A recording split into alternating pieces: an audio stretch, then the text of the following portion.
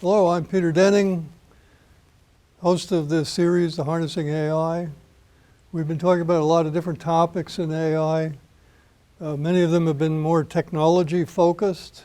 How does the technology work? How does it apply in different situations? And today we want to do a little shift of gears. We're stepping back and taking a look at some of the bigger questions, the strategy questions, the policy questions that are behind so much interest in the AI. And Wade Huntley is here today to talk to you about this.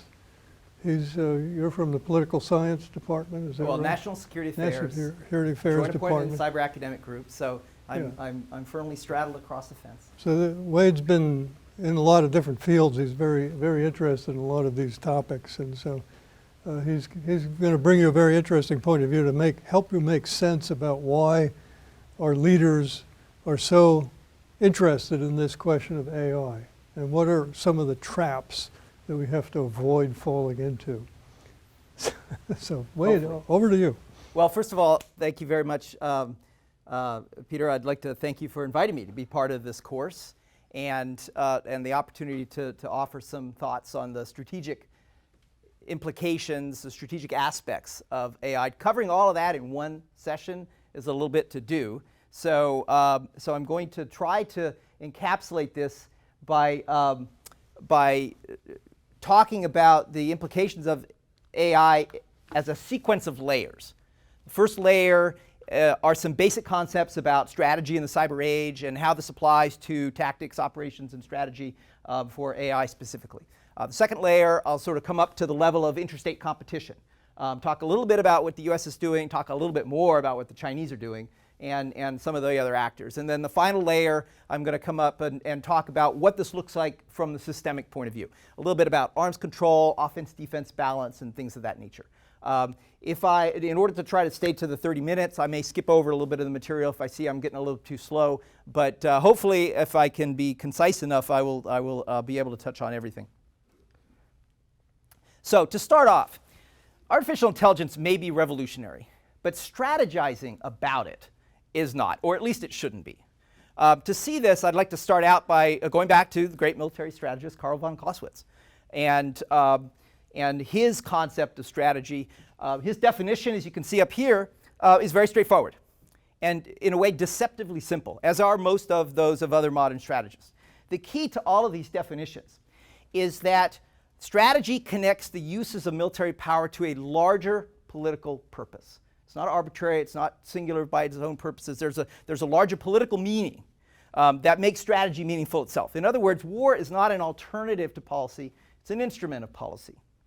So to develop the strategic implications of artificial intelligence, or of cyber capabilities in general for that matter, we need to consider what these larger ends are, what larger ends are served by the application of these means in warfare, and specifically by the incorporation of artificial intelligence as a tool of warfare. Now, Clausewitz's seminal thought also distinguished among dimensions of strategy. First off, he clearly distinguished between the maintenance and the use of armed forces, or the logistical and the operational dimensions. This invites us immediately to distinguish between the large logistical and the operational aspects of the incorporation of artificial intelligence. AI may in fact become fundamental to both tactical and operational levels of warfare, on the logistical side as well as the operational side. A few years ago, Secretary of Defense James Mattis made some interesting comments about the impact of AI in this regard. He was asked if AI would change the fundamental nature of war. And his answer was, I don't know right now. AI is fundamentally different. And the hinge point in the rest of his response, which I won't quote in detail, was the degree to which humans kind of remain in the decision-making loop, and the degree to which the incorporation of AI allows warfare to continue to serve these larger political purposes for which it's always been designed. That's the key to his response, and that connects back directly to the manner in which Clausewitz was identifying the purposes of strategy as well. Now, Clausewitz also identified and emphasized, frankly, the social dimension of strategy. In his case, this meant the role of popular support in the generation and use of the armed forces, informed very much by the French Revolution and the Napoleonic capacity to rally the people behind the military campaigns at the turn of that century. Today, AI is, of course, insinuating itself into our societies in ways most of us actually never see. AI support for information operations, deep fakes, other applications directly affecting civilian societies around the world have fundamental political impacts, and for that reason are also objects of strategic concern. Let's see here. Now, by the late 19th century, technological advantage had also emerged as kind of a fourth dimension of strategy. This is sort of after Clausewitz, because at that point the technologies weren't changing as quickly, and the recognition of this as an independent factor has been fairly recent in history.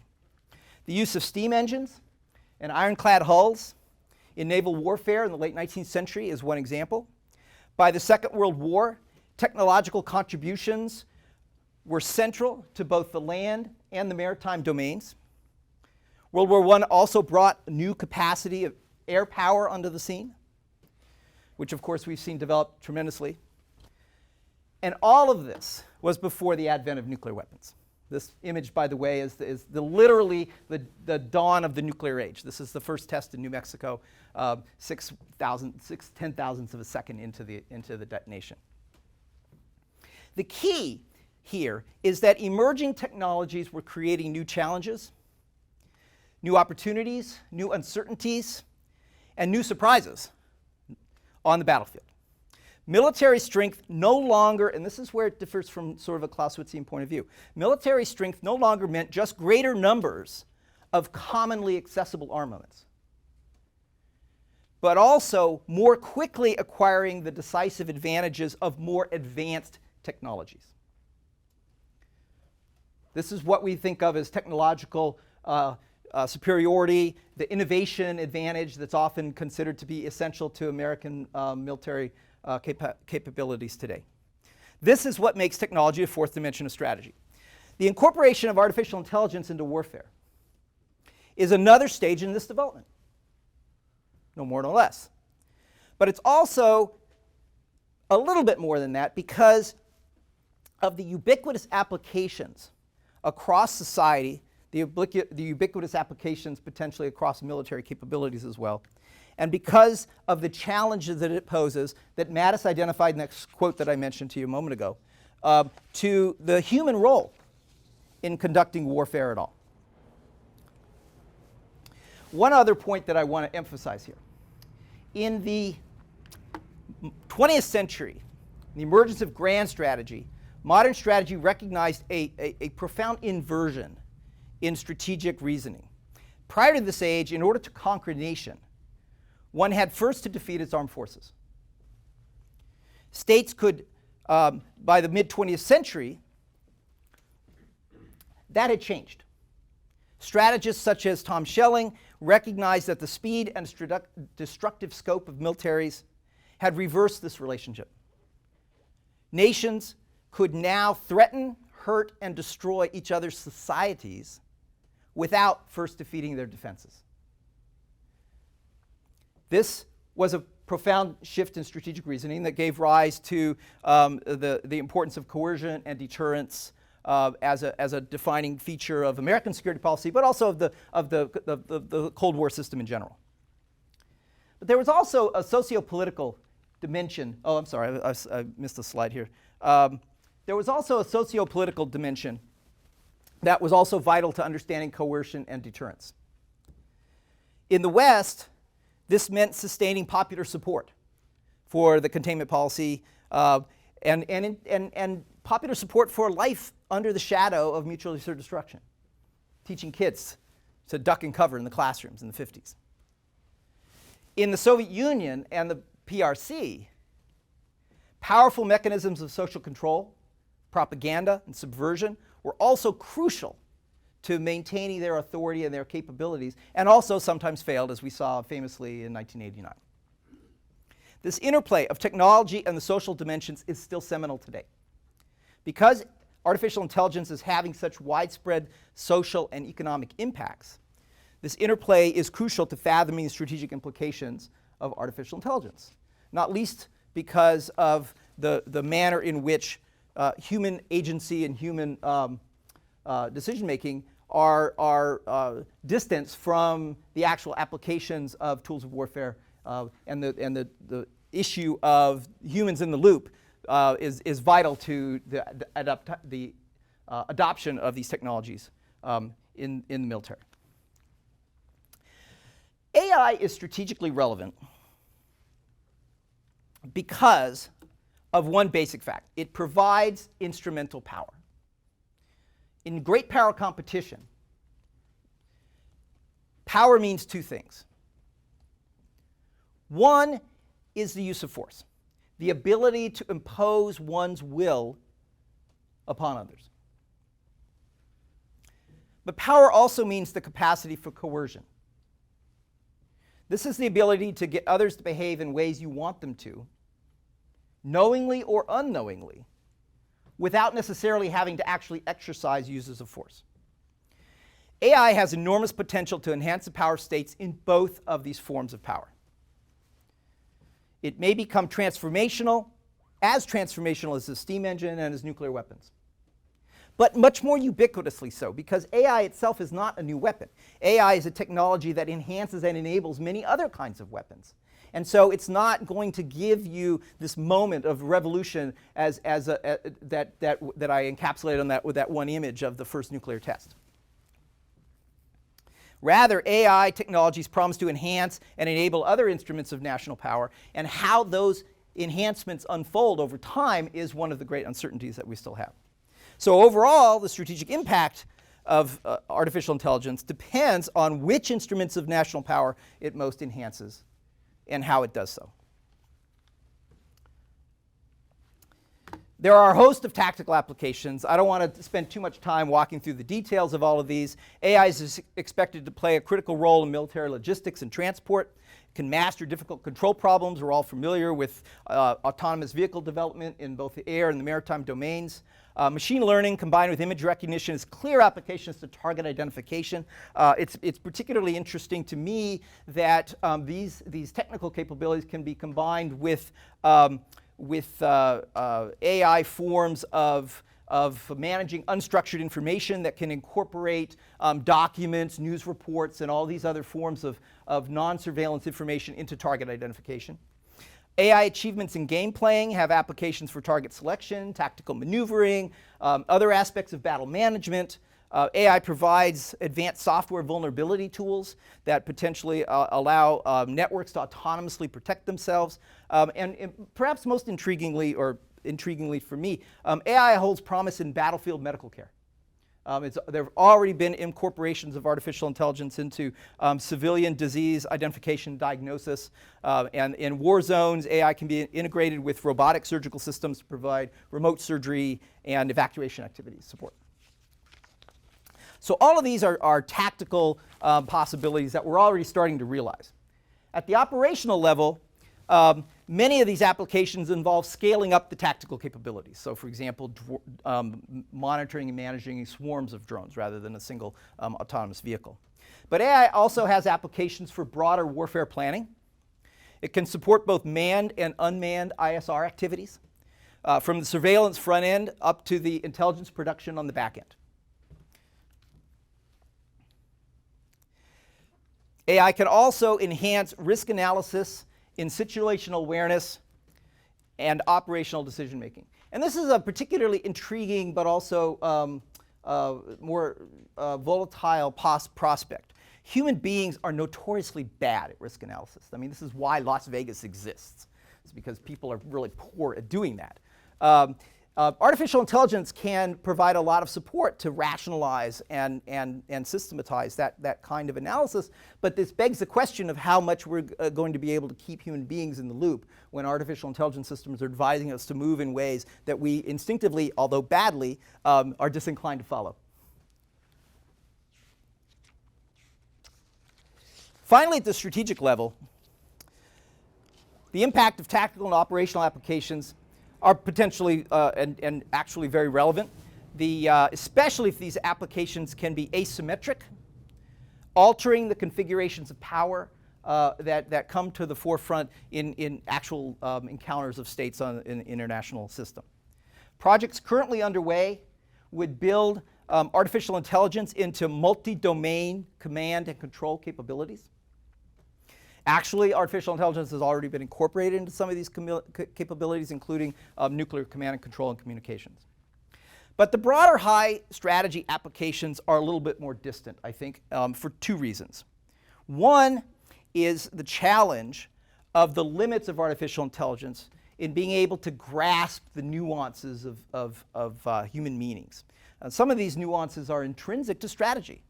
Clausewitz himself thought that one of the most important contributions to strategy itself was understanding the qualities of courage and leadership that were as decisive as the more practical and material aspects in determining the outcomes of battles. The second challenge is the much higher levels of human trust involved for the incorporation of these technologies. Using AI systems that behave in inexplicable ways, in ways that the AI systems themselves cannot even explain, requires a certain leap of faith. These two last aspects are one indication of why the interaction of the technological and the sociological dimensions of strategy are as important as ever. Let's see how I'm doing here. That's not too bad. So now I want to go up to my next level.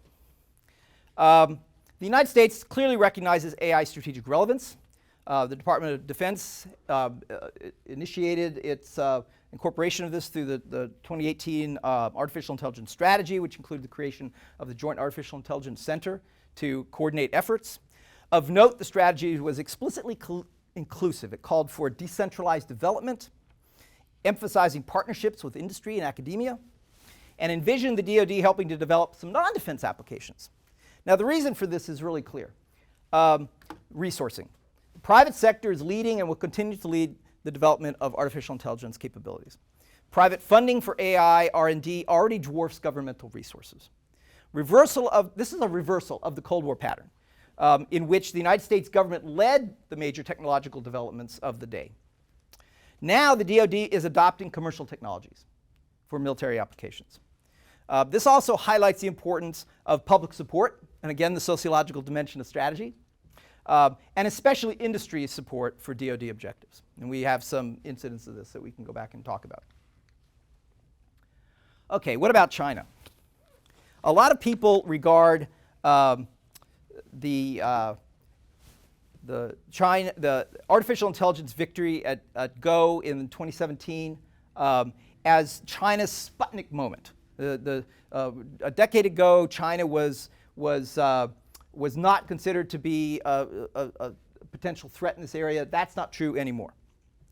Now, how much China was already recognizing AI as important is an open question. But what we do know is that in response to the famous Go victory, the State Council of China developed an AI development plan, which it issued in July of 2017.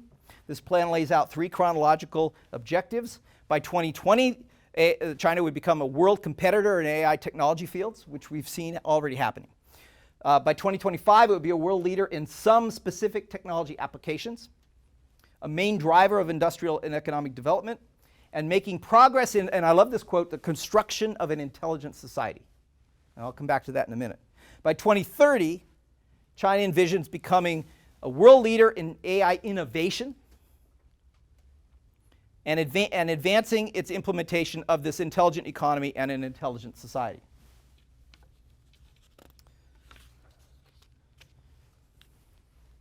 Some Chinese military applications are already apparent. In 2018, it began construction of an unmanned UAV test site for surveillance in the South China Sea. Recent reports are that drones have now been deployed. A big effort on visual identification capabilities is underway for applications including counter-drone and uniform recognition applications. Indications are that China is applying AI to military planning, operational decision making, and command and control, some of the areas that I talked about earlier. There are also indications that China is developing a very large counter-AI effort to be able to respond to the AI-enabled capabilities of its adversaries.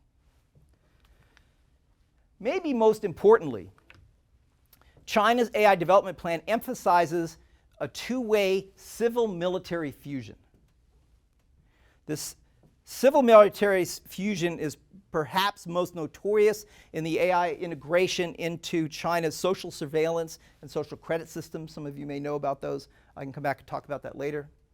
But the incorporation of AI is ubiquitous across the economy and society in China. There's some really interesting examples. If you want to get a personal loan, you can do it on your phone in 5 minutes. However, there are also indications that China's civil-military fusion is prone to corruption and poor communication. So it's already showing some of the evidence of the difficulties of these incorporations, and particularly the difficulties of incorporating them too quickly. This table provides a variety of indicators of US-China AI competition. In a lot of ways, there are a lot of ways to assess the relative AI capability. There's many different kind of variables that you can look at. You get a different picture depending on which ones you choose. The data here are intended to provide kind of an overall snapshot of some of the key areas that capture distinctions of both quality and quantity. The general picture is that the United States still leads, but China is clearly the primary competitor and is gaining. This graphic shows a little more detail on some of the factors of the prior table. I would draw your attention, note how the United States and China are far ahead of most of the other states that even make these measures. But this kind of a snapshot only partially captures the velocity of the development, the acceleration of the efforts that China is undertaking. China is expected to surpass the United States in overall research and development spending within this decade. Here's another cut at some of the preceding data. Many look at the patent filing as kind of an early indicator of where AI capabilities are going and future trends. But there are a lot of different measurements, and the data, there are some data comparability problems as well. So again, these are just kind of indicative and not really determinative data to give you a sense. And again, I would underscore that it's more about the dynamics and the directions and the velocities of development than it is about a static picture of where the race is at any given moment. Research work is a good indicator of future potential. These data from several different sources measure the research impact through various metrics to capture the quality of the research, not just the quantity of it. And different measures point to different pictures, but the trajectory is clear.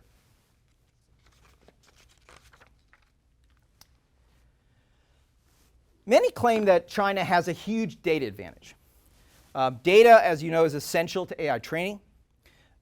The data advantage in part comes from a larger population and faster AI implementation across society. Some claim that China will soon have 10 times the amount of data as the United States, 30% of the entire world's repository of data by 2030. One renowned Chinese venture capitalist once is sort of famously quoted as saying that if data is the new oil, China is our Saudi Arabia. But not all data is the same. And data, as those of you who've focused on this a little bit will understand that different data is differentially useful for different forms of artificial intelligence implementation. Still, sophisticated measures point to a significant, if not profound, Chinese advantage in the future on this dimension. What about other states? European Union states together are strong players by many of the preceding measures. In some ways, they're ahead of China. If the race is about the West versus the rest, then the picture is a little bit rosier. This is one of the reasons, however, why international collaboration is so important. If you don't have international collaboration, which is a focal point of DoD strategy, if you don't have that international collaboration, you cannot talk about the West collectively as an entity with respect to artificial intelligence capabilities. What about the Russians? You may have noticed that Russia is kind of conspicuously absent from a lot of the previous data. President Putin in 2017 famously stated that whoever becomes a world leader in AI will become the ruler of the world, which is kind of ironic given Russia's absence from these data. The Russian development clearly lags behind this hyperbole. And notably, there are a number of initiatives in which China is partner in the Russian initiatives. But Russia may be aiming at more of an asymmetric advantage opportunity and focusing its AI capabilities in key sectors. And in particular, some of the projects that Russia is known to be undertaking really highlight utility in information and propaganda operations, which we don't have to go into the details of the relevance of that.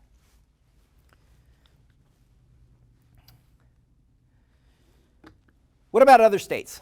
What about non-state actors? I'm not going to spend a lot of time on this. It's just a couple of really quick points. Some argue that artificial intelligence may provide asymmetric capabilities, enable smaller actors and non-state actors to gain more advantages that they didn't otherwise have. However, I would offer the thought, not necessarily the argument, but the thought that the role of gross resources, data as we were talking about, financial capabilities and things like that, may end up enabling AI to act as a concentrator rather than a diffuser of power, enhancing the capabilities of the strongest states rather than the weaker states.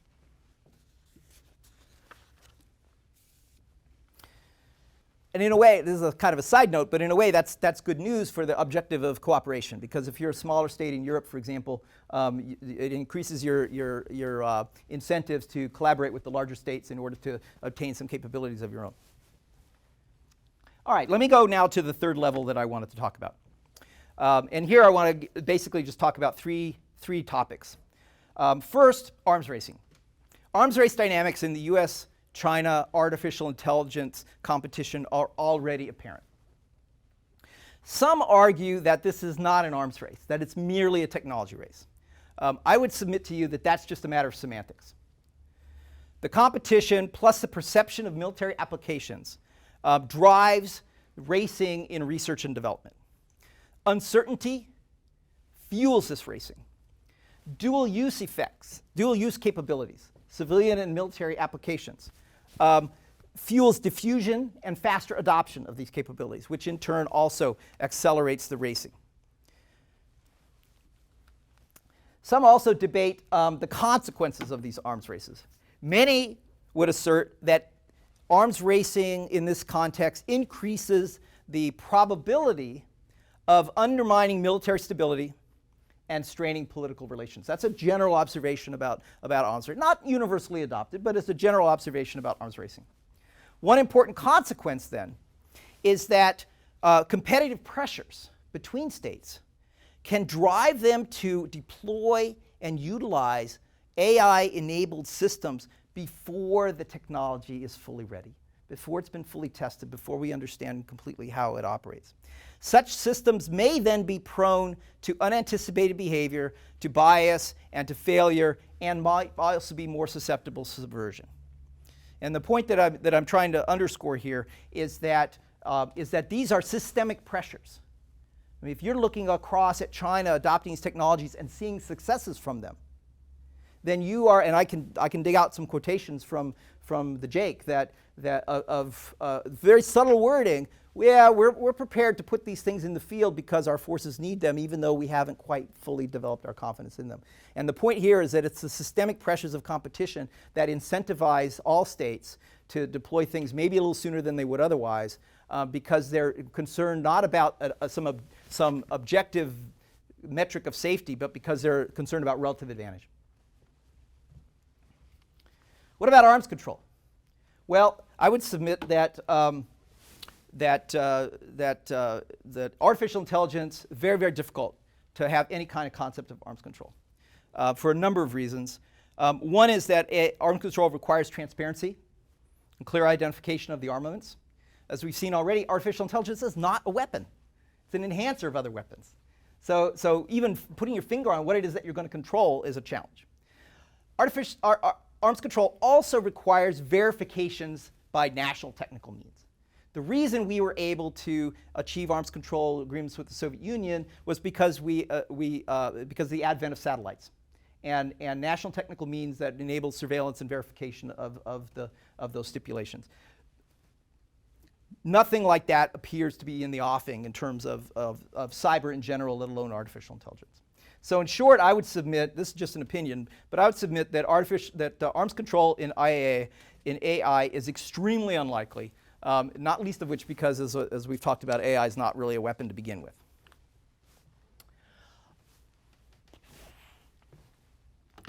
Let's see, where am I? Yes. The cyber domain is sometimes thought of as an offensively dominant domain. What about artificial intelligence? If AI favors the offense, it's likely to be destabilizing. If AI favors the defense, it's likely to be more stabilizing. But as a reminder, it's not a weapon. It's an enabler and an enhancer of other capabilities, and so the whole question hinges on whether AI is more likely to support offensive or defensive applications. This makes it really harder to distinguish and evaluate whether it's an offense or defense enabler. In addition, the technology is dynamic. The potential of future applications are uncertain. And there are three implications of this dynamic and uncertain development. One is that the distinctions between offense and defense are even more unclear. The second is that uncertainty tends to favor offensive thinking because states are incentivized to hedge against future uncertainty. And the third is that as AI applications disperse, early implementations, this is true for many weapon systems, early implementations may favor offensive applications until the dispersion is thorough enough to shore up defensive applications as well. So when you pull all this together, it also means that, that most importantly, because the applications are numerous and broad and the decision making is unknown, the impacts can be opaque. That we may not be able to discern and see what the impacts are in terms of the offense-defense balance in particular. In other words, it's likely to prove very difficult to determine if any particular application favors the offense or the defense in terms of overall outcomes as opposed to a specific tactical or operational application. The combination of uncertainty and opacity is likely to favor offensive development and further fuel arms racing. Offense-dominant systems tend to generate arms races in general. It's harder to know whether these dynamics will favor stability or instability on an everyday level, whether it will promote or help to impede crisis developments. I would submit that the applications are probably too ubiquitous to be able to know this with any certainty. All right. Let me wrap up a little bit here. As sort of the third aspect of this systemic impact, I want to come back and talk a little bit about this sociological dimension. Ever since Clausewitz grasped the role of popular support for Napoleon's crusades, we have recognized the distinct role of social engagement in strategy and war. During the Cold War, as I kind of touched on a little bit before, strategic thinking came to be dominated by the technology of nuclear missiles and the abstract game theoretical reasoning of deterrence. But the sociological dimension was just as vital, even if it was less apparent, as we sort of capture here in the anti-nuclear protests and in the fall of the Berlin Wall. Now we are in a renewed era of great power competition. Like in the nuclear age, the information age has created a new terrain for this competition. Surveying the implications of AI for strategy and national security, the sociological dimension is as important as the technological. This is kind of hopefully one of the points that I kind of want to emphasize today. Even though we're talking about something that's highly technological in nature, the sociological dimension is just as important. Whether the interface of the soldier with AI-enhanced equipment, or the interface of Uyghurs in China with an AI-enhanced surveillance state, or the interface of the voter with an AI-enhanced computational propaganda. Everywhere, our biggest challenges and our hardest choices are at the threshold of human engagement with the AI technology, not the technology alone. For strategy in the information age, the key terrain is the human brain. And I kind of think Clausewitz might have understood that. All right, thank you for your attention today. I appreciate it.